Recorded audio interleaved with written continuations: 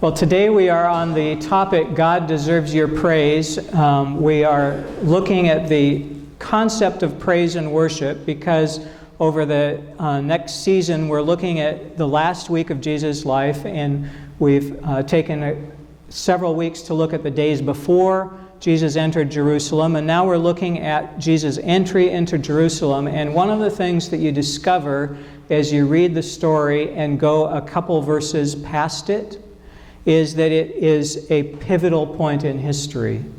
It's a pivotal point for the city of Jerusalem, which, because of what happened in that day, was destroyed. And it was a pivotal point in the history of the universe. So we'll look at this next week too, and have one last chance to look at it from a different perspective. But today we're on the topic, God Deserves Your Praise. And the most important thing to know is that we worship because God is worthy, not because we feel inspired. And the end of that sentence, there could be anything that goes in that blank. We worship because God is worthy. We don't worship because we're feeling great. Although if you're feeling great, it's good to worship God. But that's not why we worship. Otherwise, you will only worship some of the time. We worship because God deserves our praise, not because we're feeling holy or sinless or righteous or good. There's no feeling that's associated with praise of God. Although sometimes when you're praising God, you receive God's spirit of peace. But starting out, you might be anxious and afraid. Really good time to praise God. Starting out, you might be just a little bit ticked off. Good time to start praising God. Starting out, you can have a lot of variety of emotions. You can be in a lot of variety of circumstances. Alone, surrounded by people, completely pressed in. God's worthy of praise. Horatio Spafford, some of you know his story. He was a lawyer in Chicago. At age 32, he saw an attractive Norwegian immigrant who was 19 named Anna, and they got married. And 10 years later, the Chicago fire wiped out their investments in land, and a couple years after that, Horatio and Anna decided they really needed to take a break, go on vacation, so they were going to go to England. And Horatio, because of work, wasn't able to leave with his wife and kids. But they left ahead, and on the way, traveled by ship, on the way, their ship collided with another one. And 226 people died, including Horatio and Anna's 4 girls. Daughters ages 11, 9, 5, and 2. So some of you have friends, or maybe you know someone who's had a son or daughter die, and it's agony, especially at any time it's an agony. As Horatio made the trip over to England to greet his wife, who was able to make it through the calamity. As he was on that ocean voyage, he wrote a hymn, which is the reason that you may have heard of his name. And so it's sung throughout the world, and it has been for decades. When peace like a river attends my way. There are times when it's like you're sitting next to a river that's just gently flowing by. Peace is always there. It doesn't matter how much peace goes by. There's more coming down. It's wonderful. It's awesome. There are times when life is like that. And there are times when your girls are dead, or something like that. When sorrows like sea billows feel like they're going to overwhelm you, and you do not know how you will make it, not just day to day. In the next moment, you don't know how you will survive. There are times when peace like a river attends my way. There are times when sorrows like sea billows roll. It doesn't matter what the circumstances are like. No matter what, whatever my lot, God, you've taught me to say, it is well It is well with my soul. This particular one, the composer is Philip Bliss, who is a songwriter in his own right. And Philip, a couple of years later, would be in his own tragedy. He was in Ohio on a train with his wife. The trestle they were crossing collapsed. All the cars fell in. Philip got out, but then all the carriages caught fire, and to rescue his wife, he tried to go back. And they both died. And their boys were ages 4 and 1, now without parents.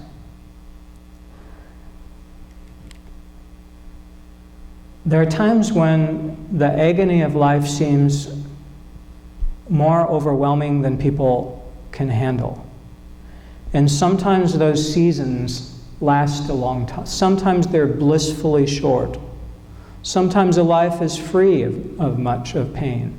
But sometimes the seasons that people get caught in last too long. Sometimes it feels like it's forever. Whatever my lot, thou hast taught me to say, it's well with my soul. Psalm 118 is one of 6 psalms that the Jewish people use for praise. Obviously, the psalm book is used for praise all the time, but in particular, there's a time of praise where 6 psalms are used. Psalm 118 is one of them, and the last 10 verses they repeat twice as they're going through. And from a Christian standpoint, this is an amazing psalm of messianic promise that the Christian church appropriates to Palm Sunday and to this is the day the Lord has made, we will rejoice in it. There's lots in the psalm that's worth contemplation and study. Verse 17 says, I shall not die, but I shall live, and recount the deeds of the Lord. So this initially was probably written by someone like David, someone who was in danger from warfare, about to die, and he doesn't, or she doesn't. And the psalm writer says, I'm going to live, and because I'm going to live, I'm going to talk about it. I'm going to tell about the deeds of the Lord.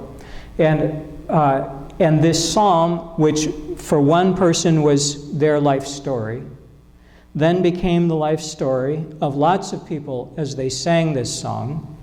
And as you look at some of the messianic parts about it, you can see, well, this kind of fits for Jesus too, who didn't die but lives. This idea of recounting the deeds of the Lord is central to the Bible from the beginning to the end. That as the nation of Israel is just being formed by Moses, Moses tells them many times, you need to remember what God has done, because there will be times when it will be easy to forget. So keep reciting the deeds of the Lord. Keep talking about it. Keep reminding yourself and others, so that when you get into a time when the sea billows are rolling, you can remember, God got me through last time. I don't know how God did it. I don't know how I'll survive this time. But I know God is worthy of praise and honor. And no matter what happens to me, God is worthy of praise and honor, no matter what my circumstances. And even in this time, I'm going to remember what God has done and recount the deeds of the Lord. So Acts 2:11, we'll only have time to look at a couple examples of this, but it's throughout the book. The day of Pentecost, when everybody's speaking in tongues, the people report, in our own languages, we hear them speaking about God's deeds of power. So as the Holy Spirit is first released into the church, the first thing the disciples talk about is God's deeds of power, what God has done in their lives and in the history of Israel and the history of the world. 1 Chronicles 16 in the Old Testament, oh, give thanks to the Lord and call on his name. Make known his deeds among the peoples. It's important to remind us, and there are nations that have never heard it. There are nations that do not know the story, and it's very helpful to make his deeds known among all the nations, among all the peoples. Sing to God, sing praises to God, tell of all God's wonderful works. So last week, we encouraged you to do two things over the course of this week. And one of the things that many of you probably discovered is, wow, it's sure easy to forget. And the second thing that some of you may have discovered was doing something new is hard, even if it's easy. I mean, it sounded easy, and how could it be hard? But new habits are hard. Doing something new that is out of the ordinary is difficult, even if it's quite easy. So one of the things we encourage you to do is to make a list of God's deeds for you. And the ushers now have pens for everybody. So I'm going to encourage the ushers to bring the pens forward. And if you don't have a pen, I'm going to have you wave your hands so that they can get one to you. And I'm going to encourage you to turn to page 9 in your program. And if you're watching this on the video, you can get out a piece of paper and a pen and take part in this very short exercise with us. We're going to make a list of God's deeds and just get started on it. Some of you have already done this week, but for some of us, this will be the way to start getting launched on this. So on page 9 at the bottom, you've got a fair amount of space. I encourage you to divide that in half. So just put a line down the center of it so you've got two sides to that. And on the left side, let's title it God's Deeds for Everyone. There are a number of things that God has done for everybody in the world that anyone has access to. So they're things that are awesome for you, but they're not exclusively for you. They're deeds that God has done for everyone. And so you could add a lot of things on this side. So the gift of creation, and let me just take this one as an example, but this could happen with all the things that we're going to list. The gift of creation could be expanded forever. If you thought, well, I'm going to start praising God for what's in Africa. Well, that's too big. I'm going to praise God for what's in Tanzania. That's pretty big. I don't know any cities in Tanzania, sorry. But if we could keep narrowing it down, we could decide, I'm going to praise God for what's in this room. And we might run out after a week or two, but if we got out a microscope, we would see things we had missed. Creation is filled with amazing, wonderful, over-the-top awesomeness, all created by God for us. So, one of the things we can be grateful for is creation. Another thing might be the Bible, revealing God's Word to you and to others. You might be grateful for Jesus coming, being in heaven, being willing to be born in a manger, in a cow's feeding trough, so that he could die for you, so that he could show you how to live and then die in your place so that you could be restored to God. Amazing gift of God. So we've got the gift of salvation. We've got the gift of the Holy Spirit. Jesus says, I've got to go because when I go, the Holy Spirit will come, and that's better for you than my staying, which is kind of amazing. There's a lot of people who would like to have Jesus walking around today, healing and fixing up a few things in America and around the world. Jesus says it's better if you have the Holy Spirit. So amazing gift of God. The gifts of the Spirit, so some of you speak in tongues, some of you prophesy, some of you teach, some of you have the gift of hospitality. There's Bible lists more than 20 gifts and probably not an exclusive list. All kinds of gifts given to you by God, as well as some individual gifts that you have from birth. And eternal life, and there's lots of other things, obviously, that could go on this side. So, over time, maybe over the next week, you can fill that out some, bigger piece of paper. On the right side, I encourage you to write the heading, God's Deeds for Me. So these are the things that have only occurred to you, although most everybody has had many encounters with God, but things that God has done for you. And I'd encourage you to put down a list, write down the numbers 1 through 10, just to inspire you to keep going after you've written down one. So what are some things that God has done for you? And for many people in the congregation, they can testify like what we've just heard. I was about to be in a car accident, and I was completely spared. Or, like we heard a couple months ago, I was in a car accident and I could walk when it looked like no one would have survived. So there may be some spectacular things like that, all the way down to some kind of shopping for groceries and someone had mercy on you in a way that was unexpected. So there's big and small things, and we don't have time for you to fill it all out today, but I encourage you to think about it, and maybe as the message drones on, you can add a few others to this list. So what are you grateful for? That goes on that side, and one of the things that makes this so valuable is that initially you may have a hard time coming up with more than 10 or 20 things.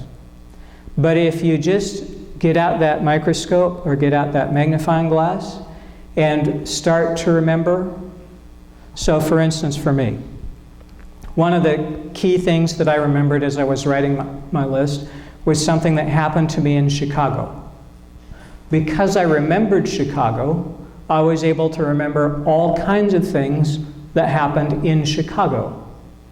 One of which were a couple friends of mine. Because I remembered those friends, I remembered all kinds of things associated with those friends. So as you continue to work on this, what has God's done for you? What you will find if you keep pressing is that God has been with you from beginning to end, even in the times when the sea billows were about to overwhelm you. And the times when you look back, when you were going through them, you were thinking, I do not want to live through this. I do not want to be here. God is bringing blessing through those times. Sometimes difficult to see in the moment.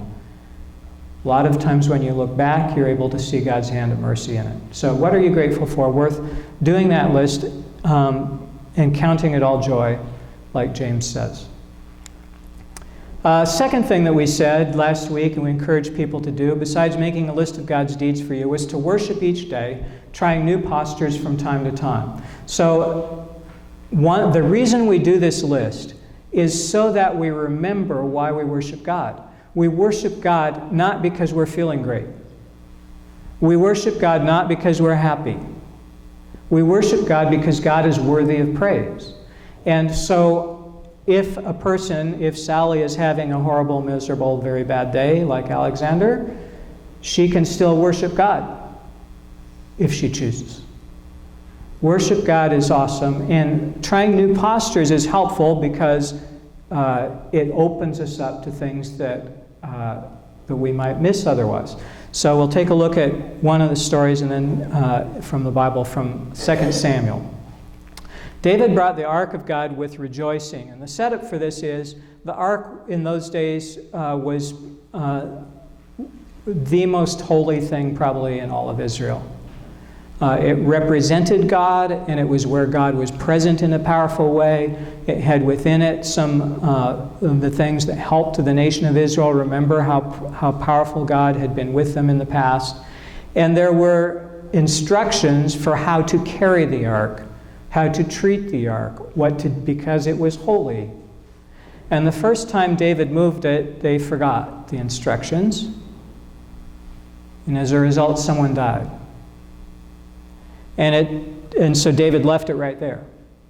All right? We're not touching it. The closest person is Obed. We're leaving it with him.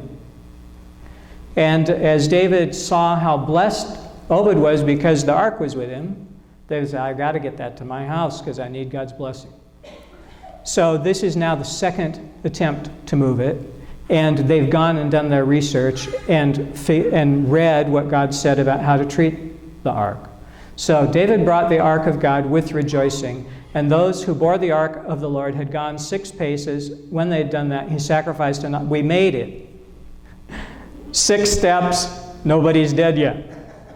We're going to worship just for that. So they worshipped at that, and then they continued on taking this ark to Jerusalem. David danced before the Lord with all his might. I know you've seen people dancing not with all their might, dancing with just a little bit of sway or salsa, dancing with all your... Have you seen anybody dance with all their might? It's videos that go viral that everybody else is. They might identify, that's my friend, but probably not dancing with him. David danced with all his might. He was girded with a linen ephod. That means he wasn't wearing too much. When Michal saw King David leaping and dancing before the Lord, she despised him in her heart. Michal was his wife. This is not the kind of spot you want if you're a spouse. I'm going to see if that helps our projector. After he had finished sacrificing the burnt offerings and the fellowship offerings, so that David does a lot of worship that was prescribed by the Bible, David then blessed the people in the name of the Lord Almighty. So everybody that's there, all of Israel that's assembled, he blesses them, gives them all of gifts. He gives them a loaf of bread, a cake of dates, a cake of raisins to each person in the whole crowd. So this is a celebration where everybody gets something worthwhile to eat, and then he blesses them. When David returned home to bless his household. So why is he going home? To bless it. David has had a great day of worship. He's now heading home to bless his household. He's given gifts to everybody. He's going to give gifts to his family. Unfortunately, sometimes it goes like for David. Michal, the daughter of Saul, came out to meet him and said, "How the king of Israel has distinguished himself today, going around half naked in full view of the slave girls of his servants, as any vulgar fellow would." And David, if he had been perfect, nobody is, David could have said, "I hear you're a little distressed about my behavior." Or something like that. He could have said, "You sound really angry. I just realized I need to go back outside for a minute and I'll be right back." So he could cool off or re-strategize or something. No, what he said was, "Okay, it was before the Lord who chose me rather than your dad or you or your brother that I'm king." Not the best way to start unless you're really going to have an argument, which they did. I will celebrate before the Lord. And unfortunately with this, like many fights, there's truth mixed in with things that should never have been said. The truth is, it's awesome dancing, celebrating before the Lord. "I will become even more undignified than this," David says. And that's really an awesome posture to be in. I'm going to worship God no matter what. Somebody says, "Oh, your 4 girls are dead. You shouldn't be writing songs like that." I'm going to worship God no matter what. "I will become even more undignified than this, and I will be humiliated in my own eyes." Period. No, he's mad. So, by the slave girls he spoke of, "I will be held in honor." Didn't have to say that, really, but did. So, forms of worship: clapping, kneeling, lying prostrate, hands lifted, jumping, singing. You could try them. Oh, I don't go to churches like that. You read a Bible like that. Clap your hands, all you people. Shout to God with loud songs of joy. For the Lord, the Most High, is awesome, a great king over all the earth. Jumping up, so this is the guy that got healed. Jumping up, he stood and began to walk. And then in a place like this, he entered the temple with them, walking and leaping and praising God. Joe is skipping here, right? So you've seen somebody skip recently. So walking, leaping, praising God. Praise God with tambourine and dance. That's awesome. Bringing in the tambourine and dancing.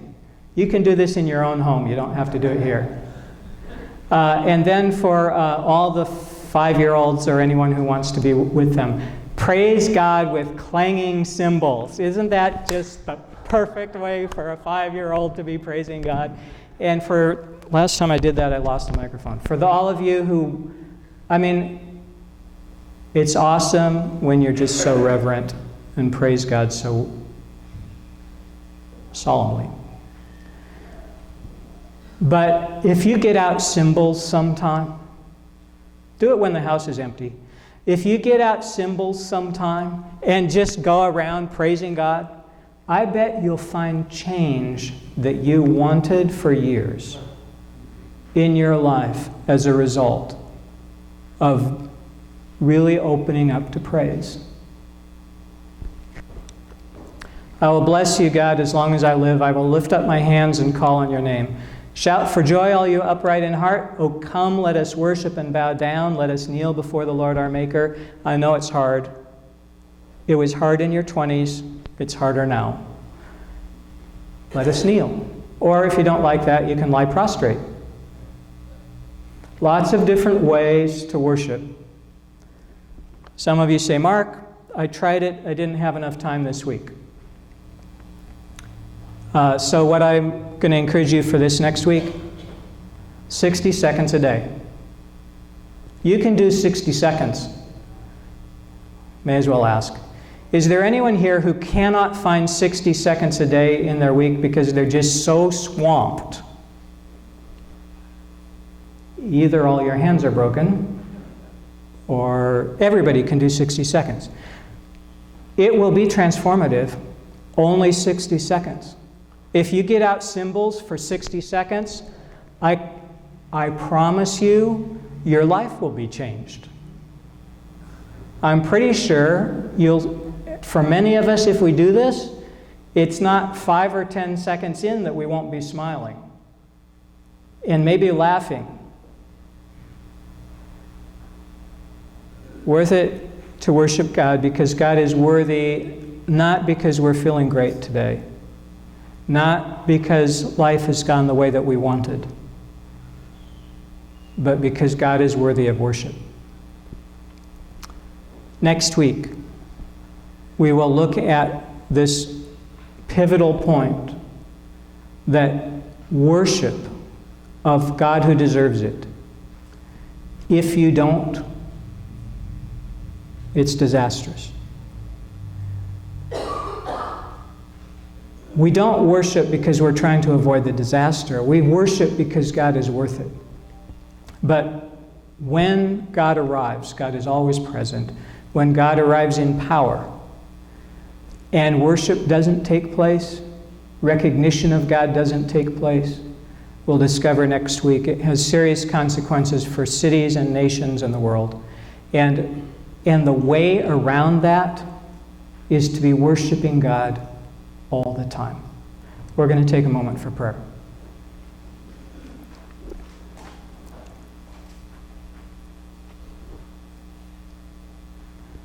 God, thank you for Anna and Horatio, who helped Dwight Moody and the nation of Israel before it was formed, the people of Jerusalem, and all of Chicago, and whose song we sing today because it gives such hope and comfort when we also are in pain. We're just so grateful for the days when everything's going well, and for places in the world where everything's going well. But we're thankful most, God, that you are present with all of us every day. Even the days when we hear that the boat sank. Even days when we hear that the train trestle collapsed.